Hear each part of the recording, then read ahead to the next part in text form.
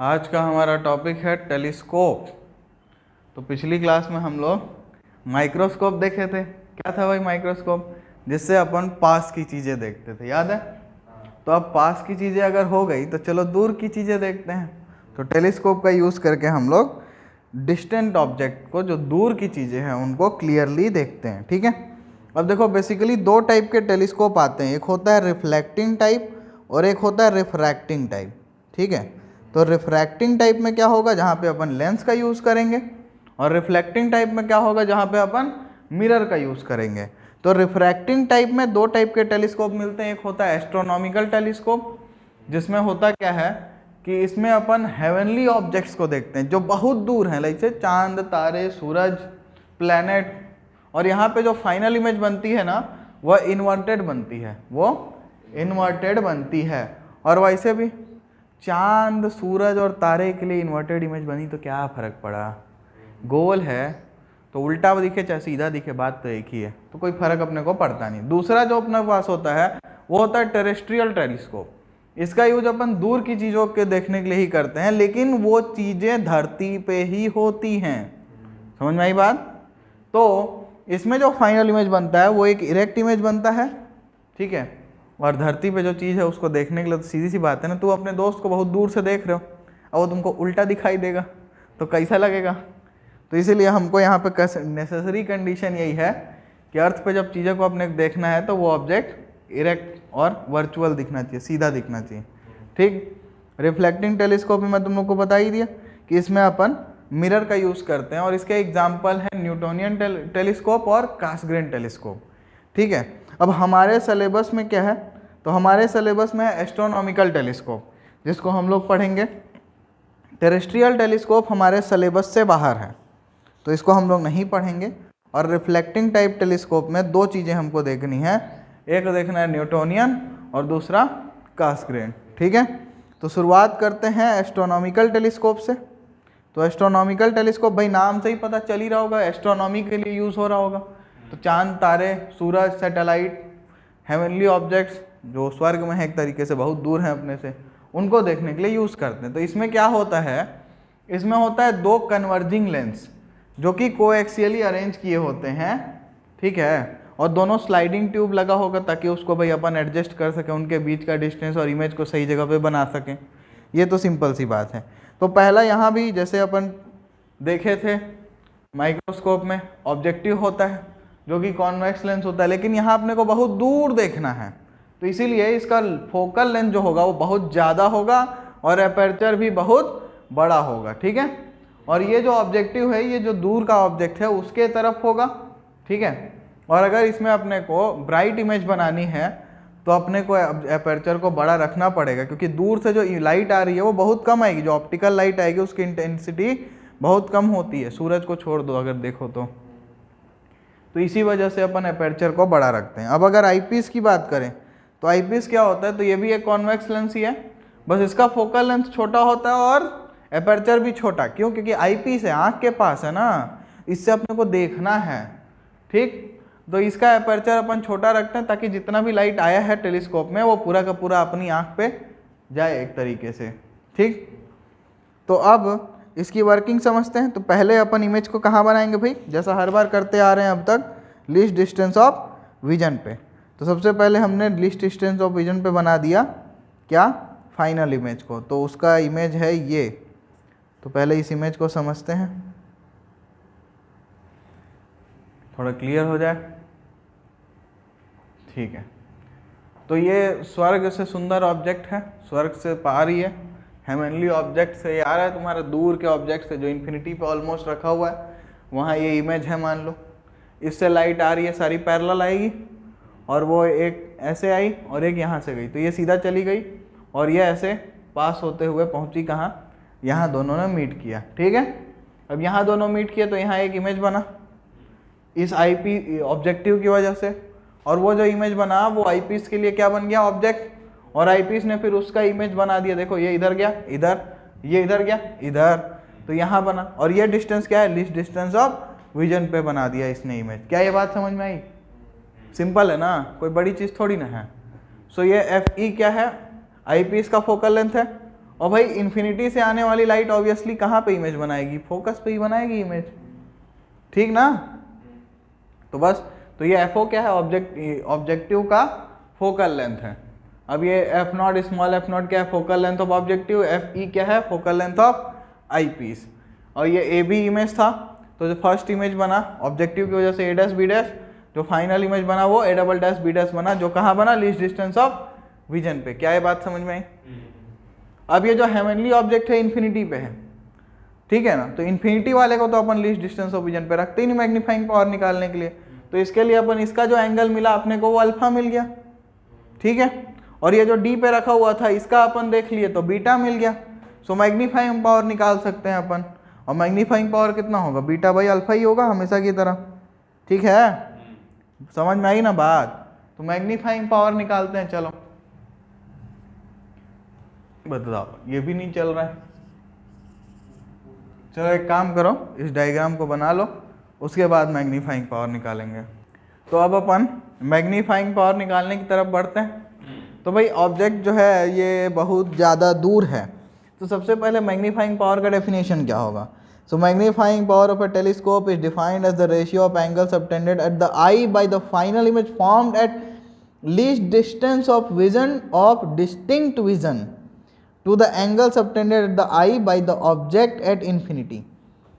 वाह, मतलब ये है कि जो फाइनल इमेज अगर लीस्ट डिस्टेंस ऑफ विजन पे बना है, least distance of distinct vision पे बना है, तो वो जो एंगल आंख पे बनाएगा और बिना लेंस के अपन ऑब्जेक्ट को देखे तो जो एंगल बना वो दोनों का रेशियो क्या होगा, मैग्नीफाइंग पावर। क्या ये बात समझ में आई? अच्छा, सो यहाँ अगर अपन देखें, so A dash B dash O, this A dash O B dash, this angle, this is alpha, alpha assume कर सकते हैं, कोई दिक्कत नहीं, ठीक है ना। अच्छा, बीटा, बीटा का भाई A dash E B double dash, A double dash E B double dash, ये क्या है अपना बीटा। तो मैग्नीफाइंग पावर क्या होगा, अब तो चल जा भाई, मैग्नीफाइंग पावर का होगा भाई बीटा बाई अल्फा। अब ये बहुत दूर है तो ऑब्वियसली स्मॉल एंगल ही अप्रोक्सीमेशन लेना पड़ेगा। सो इसको ले लेते हैं ना, tan beta upon tan alpha, ठीक है कि नहीं बताओ। अच्छा, अब tan बीटा लिखना है भाई, बीटा यहाँ पे है, तो क्या लिखेंगे, A double dash B dash upon B double dash E, है ना। अरे लेकिन यार ये तो ठीक है, लिख दो ना फटाक से। क्या लिखना है, A double dash B double dash upon B double dash E, ठीक है, और डिवाइडेड बाई tan अल्फा लिखना है। tan अल्फा इसमें से मानना पड़ेगा, है ना। हाँ, तो ए डैश बी डैश, ठीक है, A dash B dash divided by B dash O, B dash O, ठीक है। तो A dash B dash divide by B dash O. क्या ये बात समझ में आई? अच्छा, ठीक है फिर। सो अब इसमें कुछ कट रहा है क्या? नहीं कट रहा है, तो एक काम करते हैं फिर, बीटा को यहाँ से ले लेते हैं, A dash B dash upon B dash E, तो इसको अब चेंज कर देते हैं बीटा को। लो, अब कट रहा है क्या, तो ये लो स्वाहा। तो अब क्या लिखेंगे, B dash O divided by B dash E, ठीक है। कोई दिक्कत है तो बोल दो। अच्छा, अब ये ओ बी डैश कितना है भाई, ओ कहाँ है, O B dash O B dash कितना है, अरे माइनस एफ नॉट ना बाबू, कि प्लस एफ नॉट की माइनस एफ नॉट, लाइट के साथ है ना, इस डायरेक्शन में है प्लस एफ नॉट, बहुत बढ़िया। अच्छा, बी डैश ई कितना है, कहाँ है भाई, ई कहाँ है, ये बी डैश कहाँ है, यहाँ, इधर देखना है। अच्छा, तो माइनस यू ई लाइट के अपोजिट है, हाँ या नहीं। सो ये निकल गया मैग्नीफाइंग पावर। लेकिन ये अपने काम का है क्या, नहीं है ना, यूई का तो अपने को पता ही नहीं है कि नहीं। अच्छा, एक चीज ध्यान रखना इसमें कि भाई इसको, वो जो अपन बोले कि इसको पिन लगा होना चाहिए, एडजस्टमेंट अलाउड है, क्यों, क्योंकि अपन इसको सेट ऐसा करेंगे कि ये जो ऑब्जेक्टिव जो इमेज बनाएगा वो आईपीस के ऑप्टिकल सेंटर और फोकस के बीच में ही बनाएगा, तभी तो ये भाई साहब उसका सेम टाइप का इमेज बना पाएंगे, वरना ये सिंपल माइक्रोस्कोप के जैसे काम नहीं कर पाएगा ना। ठीक है। अच्छा, अब ये यूई को हटाना है, यूई को हटाना है। यूई कहाँ से हटाएगा अपन? यूई को हटाने के लिए अपन क्या कर सकते हैं, अपन इसका यूज करना पड़ेगा। तो होता क्या है लेंस फॉर्मूला भाई, 1/v minus 1/u is equal to 1/f। अच्छा v कितना है? v कितना है? Minus D. u कितना है? Minus you E. f कितना है? Minus F E. ठीक है। तो भाई साहब यहाँ से तो ये 1/u e is equal to 1/d minus 1/f e। बोलो क्या ये बात समझ में आई? क्या इस चीज को तुम लोग हजम कर पाए? अच्छा तो ठीक है, अब अपन क्या करते हैं, अब क्या करें, यहाँ क्या है भाई अपने पास f0 है। अच्छा तो d/f होता है ना fe/d। एक काम करो, यहाँ पे fe कॉमन निकालो, तो क्या निकलेगा 1/fe। ये क्या होगा fe/d माइनस 1। कोई दिक्कत भाई? नीचे से यहाँ चाहिए था बाहर, तो एक काम करते हैं यहाँ पे fe मल्टीप्लाई कर लो, यहाँ भी fe। अब यहाँ से fe बाहर निकाल दिए तो fe/d यहाँ बच गया, माइनस 1 यहाँ बच गया। बताओ कोई दिक्कत है तो बोल दो। ठीक है। अब ये f0 तो छोड़ो और 1/ue माइनस को यहाँ छोड़ो, 1/ue की जगह पुट कर देते हैं। तो ये fe नीचे आ गया और fe/d 1। क्या ये मैग्नीफाइंग पावर आ गया? Minus f0/fe, fe/d। ये -1 आ रहा है अपना, +1 आना चाहिए, लेकिन क्यों गड़बड़ हो रहा है? क्योंकि कॉन्वेक्स लेंस का फोकल लेंथ पॉजिटिव होता है क्या? हाँ यार, यहाँ तो गलती कर दी है अपन। डबल कॉन्वेक्स लेंस का फोकल लेंथ तो पॉजिटिव होता है ना, तो ये प्लस लिखेंगे ना। वेरी लिटिल मिस्टेक, कोई बात नहीं, सुधार लो। तो आ गया। क्यों ऐसा इसलिए भी होना चाहिए था क्योंकि 1/1 प्लस d/fe आता है, प्लस ही होना है मैग्निफिकेशन में, कम होने का सवाल तो उठता ही नहीं है। अच्छा अब यहाँ पे मैग्नीफाइंग पावर के केस में देखो, सो ये आईपीएस का फोकल लेंथ बहुत छोटा है, ऑब्जेक्टिव का फोकल लेंथ बहुत बड़ा है। ये बहुत बड़ा नंबर डिवाइड बाय बहुत छोटा नंबर, ये तो बहुत बड़ा बहुत बड़ा हो गया ना। इसीलिए मैग्नीफाइंग पावर टेलीस्कोप का बहुत ज़्यादा होता है। क्या ये बात समझ में आई? तो इसको नोट करो। फिर हम क्या करेंगे, अब इसको ऐसा सेट करेंगे कि ये भाई साहब जो इमेज अभी बना था लीस्ट डिस्टेंस ऑफ विजन पे, उसकी जगह कहाँ बनाएगा? इन्फिनिटी पे। चलो नोट करो। तो अब हम लोग दूसरा केस ले रहे हैं जब हमारा इमेज कहाँ बना हुआ है? इन्फिनिटी पे। ठीक है, इस केस को हम लोग बोलते हैं नॉर्मल एडजस्टमेंट। इस केस को हम लोग क्या बोलते हैं? Normal adjustment. तो अब रे आई, पैरेलल रेज आई, ये रहा इन्फिनिटी पे ऑब्जेक्ट, ये आई और इन्फिनिटी पे बनाना है, मतलब आई पीस के फोकस पे बनना चाहिए इमेज। क्या बात समझ में आई? तो आई पीस के फोकस पे बनाना है तो मतलब इसका फोकस और इसका फोकस मैच करना चाहिए। तो बस लो भाई फोकस पे बनी, ये लो भाई इसने फोकस को भेज दिया इन्फिनिटी पे, काम खत्म। इतनी सिंपल सी बात है, हाँ या नहीं भाई? फोकस टू फोकस का खेल है, उसने भेजा फोकस पे, इसने भेजा इन्फिनिटी पे, तभी ना इन्फिनिटी से आई और इन्फिनिटी पे गई। क्या ये बात समझ में आई? तो इसका मैग्नीफाइंग पावर क्या होगा भाई? तो it is the ratio of the angle subtended at the eye by the final image as seen through the telescope to the angle subtended by the eye by the object seen directly when both the image and object lie at infinity. दोनों infinity पे है भाई। So final image जो बना उसको अपन देखेंगे telescope से, कितना एंगल बनाया? बीटा। कितना एंगल बनाया? बीटा। फिर अपन ऑब्जेक्ट को देखेंगे और टेलीस्कोप हटा देंगे, बोले हट अल्फा, अल्फा बन गया। तो ठीक है, तो दोनों का रेशियो मिलेगा क्या? क्या मिलेगा? Magnifying power. क्या मिलेगा? Magnifying power. तो चलो निकालते हैं मैग्नीफाइंग मैग्नीफाइंग पावर क्या होगा भाई, बीटा बाई अल्फा, मतलब स्मॉल एंगल अप्रोक्सीमेशन लेके tan beta by tan alpha. Tan beta, beta देखते हैं A dash B dash divided by F E, direct लिख रहा हूं क्योंकि अपन को मालूम है ना कहाँ बना हुआ है इमेज, फोकस पे, ठीक है कि नहीं। अच्छा, और दूसरा क्या लिख दूं, A dash B dash divided by F O, ठीक है। So A dash B dash स्वाहा, क्या मिला भाई, F O divide by F E, magnifying power कितना मिला, F O divided by F E. But एक छोटी सी प्रॉब्लम है, वो क्या है कि भाई एफ ओ को जब मेजर करोगे तो ओ से मेजर करोगे इस डायरेक्शन में, किधर, लाइट के साथ, तो पॉजिटिव होगा, ठीक है, कोई दिक्कत नहीं।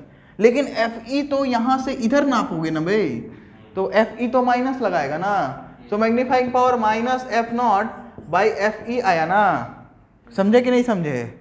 ठीक है, पिछले वाले केस में मैंने गलती से बोल दिया है कि इसका फोकल लेंथ पॉजिटिव होता है, बट ऐसा नहीं है।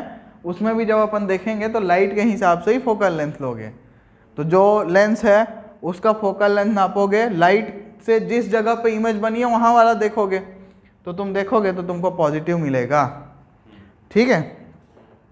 तो यहाँ भी देखो यार, फिर से वही बात, F O is greater than F E, so this number is greater, very very greater, greater का ग्रेटर है ना। सो इसीलिए तो बोलते हैं कि टेलीस्कोप का क्या होता है, मैग्नीफाइंग पावर 1000 के आसपास या उससे भी ज़्यादा, ठीक है। तो ये दोनों, मतलब दोनों क्या, एक ही था। एस्ट्रोनॉमिकल टेलीस्कोप जो कैसा है, रिफ्रैक्टिंग टाइप, जिसमें क्या यूज़ करते हैं हम लोग, कॉन्वेक्स लेंस का यूज़ करते हैं। कॉनकेव लेंस का क्यों नहीं यूज़ करते, क्योंकि वो डाइवर्जिंग है भाई साहब, कन्वर्ज करेगा ही नहीं, तो इमेज क्या देखोगे भाई, तुम लाइट को बुला रहे हो आँख पे, लाइट आँख की जगह पूरे संसार में घूम रही है, तो कहाँ चार डालोगे उसका, ठीक है। चलो नोट करो। तो अभी हमने एस्ट्रोनॉमिकल टेलीस्कोप देखा, अब हम लोग चल रहे हैं किस पे, रिफ्लेक्टिंग टाइप टेलीस्कोप पे। रिफ्रैक्टिंग टाइप टेलीस्कोप हमने एक देखा जो कि एस्ट्रोनॉमिकल टेलीस्कोप था, ठीक है। अब रिफ्लेक्टिंग टाइप टेलीस्कोप में हमको देखना है दो टेलीस्कोप। पहला भाई न्यूटन भाई साहब ने इसकी खोज की थी 1668 में। कब की थी, 1668 में। और ये कुछ इस प्रकार है, ये देखो, ठीक है, दिख रहा है। तो ये बड़ा प्यारा सा है न्यूटोनियन टेलीस्कोप। इसमें होता क्या है, कुछ नहीं, ये पैरेलल रेस आई जो बहुत दूर का ऑब्जेक्ट है, हेवनली ऑब्जेक्ट है, उसको फिर हमने ऐसे आई और यहाँ हमने एक ऑब्जेक्टिव लगाया। अब यहाँ यूज हो रहा है मिरर, सो ऑब्जेक्टिव लगाया, ये मिरर है, कैसा है भाई, ये है कॉनकेव मिरर, पीछे सिल्वरिंग है, आया, रिफ्लेक्ट हुआ, कहाँ जाएगा लाइट, फोकस पे। फोकस से पहले लगा दिए प्लेन मिरर, और प्लेन मिरर ऐसे लगा दिया 45 डिग्री पे, तो आया टंग टंग, ये आईपीस लगा, ये लेंस है। एक लेंस तो चाहिए ना यार, कहाँ से देखोगे, मिरर के पीछे थोड़ी खड़े होकर दिखता है कुछ, तो एक लेंस लगा लिया आईपीस यहाँ पे, समझ में आई बात। और ये हमको फिर दिख गया यहाँ पैरेलल, समझ में आया क्या। तो ये न्यूटन ने बनाया था 1668 में। इसमें एक बड़ा सा कॉनकेव मिरर होता है जिसका फोकल लेंथ बहुत ज़्यादा होता है, जो ऑब्जेक्टिव का काम करता है, ठीक है।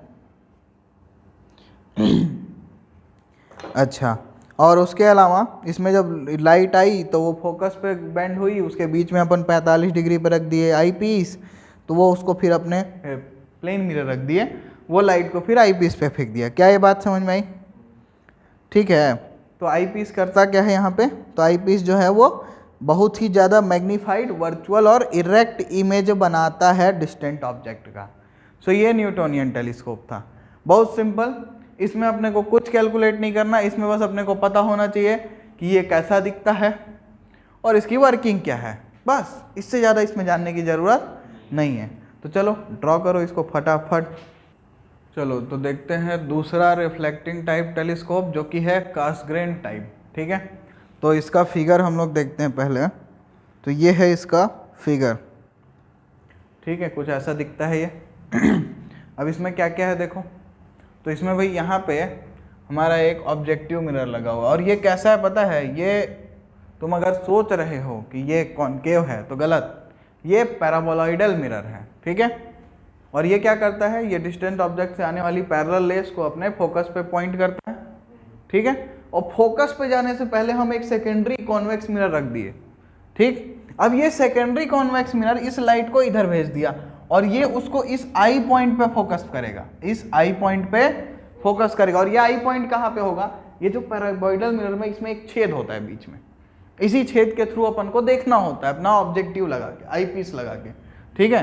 तो ये जो सेकेंडरी मिरर है ये इस इमेज को, मतलब इस लाइट को इस सेंटर, ये जो छेद है इसके पास जाके पटक देता है इस पॉइंट आई पे, और वहां से फिर ये आगे निकलती है और हम लोगों को दिखता है। तो समझ में आई बात क्या।